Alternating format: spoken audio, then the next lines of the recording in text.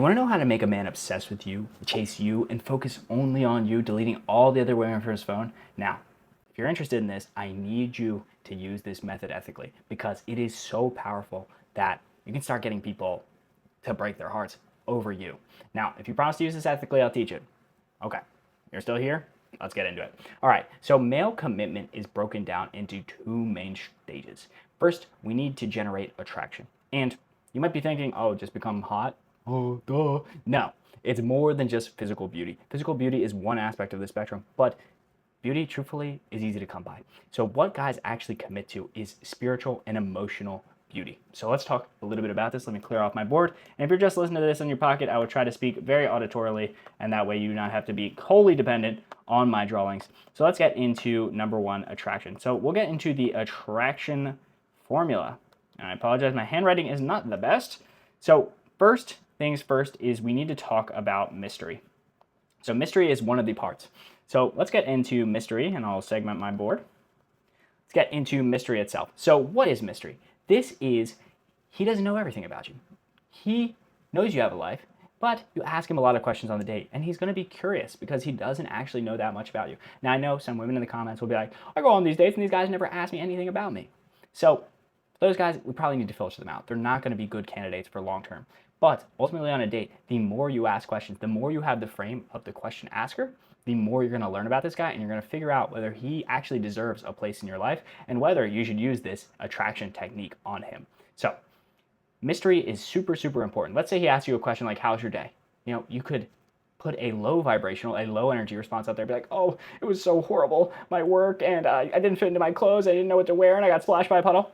We do not need to share all of those thoughts. We can just light on the details. We do not need to tell him everything. Ultimately, we want to be asking him more questions than he is asking us, because the person that is asking the questions controls the conversation.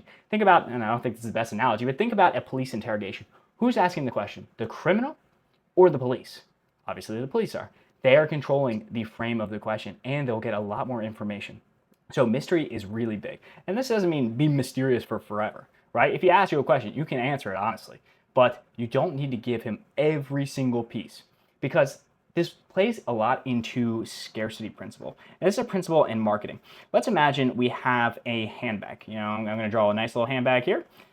We've got 10,000 of them, right? 10,000 were produced. Which is going to be more valuable? The handbag that has 10,000 productions, or let me grab my pen and let's grab a green one.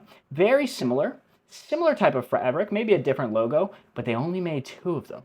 Which of these do you think is going to be more valuable? Most people will conclude, obviously, the one that there's only 2 of them. So by becoming less available and being a bit more mysterious, not always offering every piece of detail that you have, you become more valuable in his eyes. He's like, man, I don't really know much about this girl. She's so interesting. She's so mysterious. Again, we're not trying to manufacture this. We're just trying to market ourselves in a better way. So his brain is going to equal easy access with low value. Just like if you can get a handbag that's easily cheap, you can go to Target and get a handbag, that's not going to be the most valuable handbag. Now, if you go to Hermes and they only have 2 of them, that is a very expensive handbag. So as an example, we want to keep up a life that is full of activities. Don't, the second you like a guy, just drop everything and be like, oh, yeah, sorry, I don't do book club or yoga or Pilates anymore because I got to go hang out with Brian. That's a way to show that your time has low value. Talk about challenge. And challenge is so important because guys, they're hunters at the end of the day. They like the chase.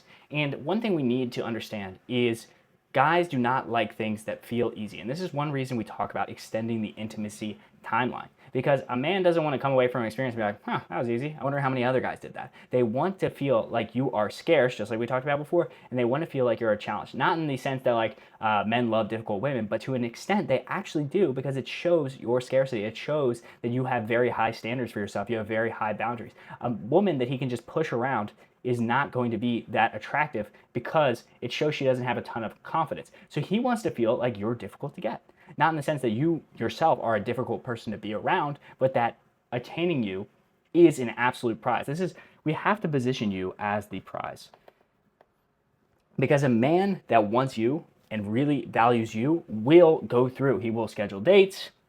He will make arrangements. He'll get you flowers. He will do all these kinds of things because he wants to win you over. He wants to ingratiate himself with you. And this creates significant investment on his part. One reason you'll hear sometimes in the literature, they'll say, like, don't do a lot for guys. Don't make a date. Don't be like TripAdvisor for him. Don't be making him banana bread until he's like actually committed to you, is because he wants to invest in you. And guys, the way they invest in you is by their actions, not by their words, by their actual actions. I'd have clients in the past and they'd say, oh, he calls me every single night. Oh, he FaceTimes me after work. I'm like, okay, cool. So when are you guys going on a date? And they'd be like, oh, well, I mean, he's just so busy at work. I don't think he has time for a date right now. I'm like, no. Guys that I know that run 3 different companies at the same time, they still have time to take their women on dates. I'm just going to be honest with you. If a guy's not taking you on a date, provided that he's in the same location as you in like a 100-mile radius, it means he doesn't really care about you. And even if it was long distance, can you not do a virtual date? So a man that's not performing actions for you is not going to be good long term. And it shows he actually doesn't really care. So let's go into the final part of the attraction formula, is reward.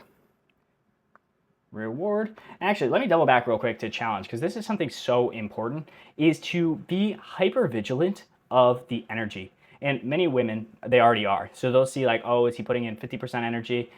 One thing that guys will do is they will actually adjust the energy. So let's say, he's putting in 50% of the energy, like he's making dates and stuff. You're now reciprocating, you're matching it, you're kind of mirroring him. You're putting in 50%. He will sometimes drop it down to 30% just to see if you will maintain that 50% energy. Maybe you'll double text him, maybe you'll try to, initiate plans with him just to see if you'll overinvest. Because what happens is that actually flips the frame of him being the prize. I know some of this stuff sounds like, oh, these are games, these are manipulative. No, at the end of the day, baby girl, this is just marketing, right? And this is just strategy. And we really only do these things in the initial stages so that we're, 1, quickly weeding out time wasters, and 2, positioning yourself as the prize in his mind. Because a lot of these guys, they are roster dating. They are stack ranking you against other women. And the woman that's super available, that's giving him girlfriend treatment without commitment, he doesn't value her as much. So this is giving you a much higher leg up on her. And I know we don't want to admit that sometimes it's yucky that these guys have rosters, but a guy that's highly desirable often does. So let's talk about reward. And this is when he does something good, you must value it. So like as an example, let's say he takes you to dinner. Takes you to dinner, which is good. That's a great action. You want to thank him for the dinner. Just be like, hey, baby, I really love spending time with you tonight. Thank you so much for taking me out. That doesn't mean you need to become intimate with him. You just have to show appreciation for his real effort. And when he is doing low effort activities, let's say he just wants to invite you over for Netflix and chill. Oh, dinner at my place. I'm not really into that type of date. I'm not really that type of girl. Because a lot of times what guys are doing is they're doing dinner at their place so that they can close the deal. And maybe after they close the deal, they really aren't putting in nearly as much effort. So again, this is why we talk about extending the intimacy timeline. So it's not being, cold and withholding when he does things. You can just reject a plan, setting a boundary, be like, yeah, I don't really do Netflix dates. And you don't really need to explain yourself either. He will figure out. Guys love solving challenges. They love getting their reward, right? I remember a woman I was dating, and I just moved into this beautiful mansion. And I was just like, I don't need to take her out to dinner anymore. I got this mansion. She'll always come to my place. And she held the line. She set a boundary. It was like, no. I feel not good when you just invite me straight to your place. Let's go to dinner. Let's do this.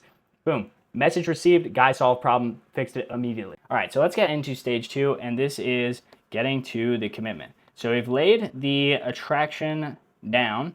We're in a good spot there. And now it's time to get the commitment. So a lot of women, they think, oh, we got the attraction, but now we automatically get commitment? Nah, not exactly. So we got a whole commitment formula that we need to break down as well. So let's talk about maintained value. And we'll break that down.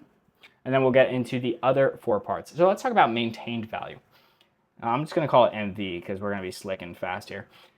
So this is, you do not change your life completely for him. And we talked about this a little bit with the scarcity principle. It's, once you guys are really starting getting to committed, you started to define the relationship. Again, if he says, hey, could you come out sushi on Tuesday? You guys commit on the date. You have your schedule open there. And then he cancels last minute because of work. That doesn't mean you completely reorient your schedule just so you can see him. Again, maintain your life. And this has an additional benefit is that it makes you scarce, but it also means that like people that are narcissists and manipulators, and I know like not that many people are this, but it happens, is they will try to knock out your support structures. They kind of want you to reorchestrate your life and kind of make it dependent on them. Long term, it ends up hurting the relationship significantly. So maintain your own value, maintain your own life. Keep your life, keep your goals, Guys like women with goals. I know there's this meme that's like, men don't like successful women. They really do like successful women. They like a lot of those things. They don't like hyper masculine, and that's why energy is so important. But again, it ties back to maintaining your value. You need to have your own goals. You need to have your own life. You need to have your own friends, and you need to be investing in your community, in your relationships. When you focus on yourself and you become the best version of yourself, let's call this like value here, right? Let's call this time.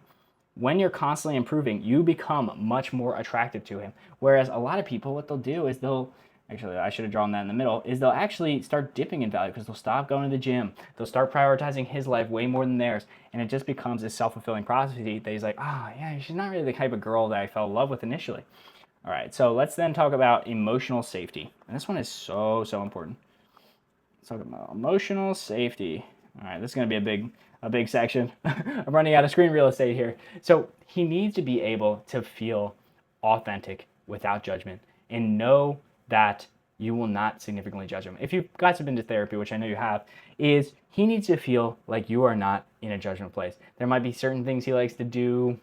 Obviously, I can't say it on video, but like when he brings these things up, do not be significantly judging him. He wants to feel safe. Guys, all the time, you've ever seen these memes online where the guy's like, he's got his head resting in his girlfriend's lap and she starts videoing and then he starts like shadow boxing. That's very common because guys, like when they're out in the real world, they cannot be their full self. They have to have this like tough protector mindset. So the woman that he can be himself around, his true inner self, that is so, so attractive because, many women can be attractive, many can have the vibe on point, but if they're super judgmental about his inner desires, his inner self, he will never feel fully comfortable opening up to you, and it will be very difficult for him to make you his wife. Let's talk about genuine compatibility because this is one of the last ones we need to go over. So compatibility has 5 major buckets. So there's physical, which is one of the least important ones. You've got spiritual, which is very important. Let's say you have a particular religion you must raise your family with. That's going to be super important. You've got intellectual. If he's like a mega brainworm, bookworm. Guys, sometimes I really just speak here. He's a major bookworm. Financially, what kind of vacations? What's a splurge to you? What's a splurge to him? Does he want 2 houses outside of Nantucket, or does he want like a house in Singapore, a apartment in San Francisco? You guys need to align kind of on your financial goals. And then emotionally, is he able to resolve arguments with you? Are you guys able to have a low drama relationship? Because these things will ultimately devolve the relationship if you do not have them. And if financial and emotional are the 2 biggest ones that end up sinking relationships. So that's going to be one of the main things that you need to screen for in this commitment. And then finally, we have the shared vision. And this goes a bit into all these compatibility pillars, right? Because if you want to raise your kids a particular religion and that's a deal breaker for him, you guys are likely not going to be fully compatible. So let's get into why this sequencing matters. Is a lot of women, they'll want to jump to this commitment part instead of really nailing the attraction phase, because the attraction phase gets you to the commitment part. People that try to skip directly to commitment, they get lower value. They get seen as, they're kind of easy. They get seen as like, she gave me girlfriend treatment without real commitment. Because great girlfriend material doesn't necessarily equal a woman he's, one, excited about and excited to commit to. Because guys do not commit to, what makes their life a little bit better. They commit to women they're really afraid to lose.